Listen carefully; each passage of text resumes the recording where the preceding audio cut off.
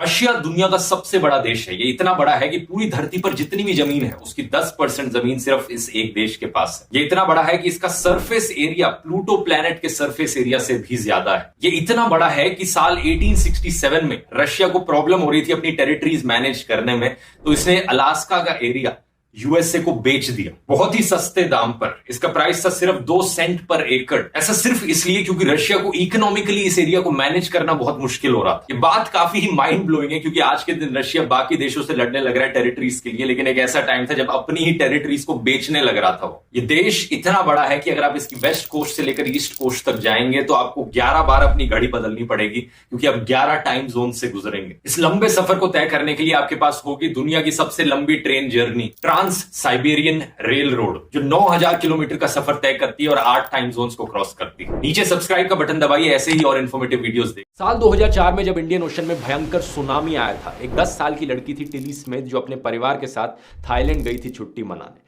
ये और इसका परिवार फुकेट बीच पर मौजूद थे कि अचानक से इसने देखा बीच पर पानी का लेवल पीछे हटने लग रहा है। ये देखकर इसे याद आया कि कैसे स्कूल में ज्योग्राफी की क्लास में इसकी टीचर ने इसे बताया था कि जब सुनामी आता है तो उस वक्त समुद्र कैसे बिहेव करता है। ये चीज इसने अपने पेरेंट्स को बताई, वहां एक मैरियट होटल था वहां पर स्टाफ को बताई और पूरे बीच को इवैक्यूएट किया गया। इवैक्यूएशन के कुछ ही मिनटों बाद एक भयंकर सुनामी वेव आती है और ये 2004 का सुनामी जिसने इतनी तबाही मचाई इतने सारे शहरों में। फुकेट का बीच इकलौते ऐसे बीचेस में था जहां पर किसी की जान नहीं गई, ना ही किसी को कोई सीरियस इंजरी आई। इससे सबक मिलता है, हमेशा वार्निंग साइंस को ध्यान में रखिए। सुनामी के बीच पर मौजूद पानी अगर बहुत ज्यादा पीछे हटने लग रहा है, दूसरा अगर आपको कोई रोरिंग आवाज सुनाई देती है जैसे कि कोई एरोप्लेन सामने से गुजर रहा हो, इन दोनों का मतलब है कि सुनामी किसी भी वक्त आ सकता है। और एक और चीज याद रखिए, पहली सुनामी की वेव सबसे बड़ी वेव नहीं होती यूजुअली। अगर आप एक बहुत बड़ी वेव को देखते हैं तो याद रखिए उसके पीछे और भी बड़ी वेव्स आ सकती है।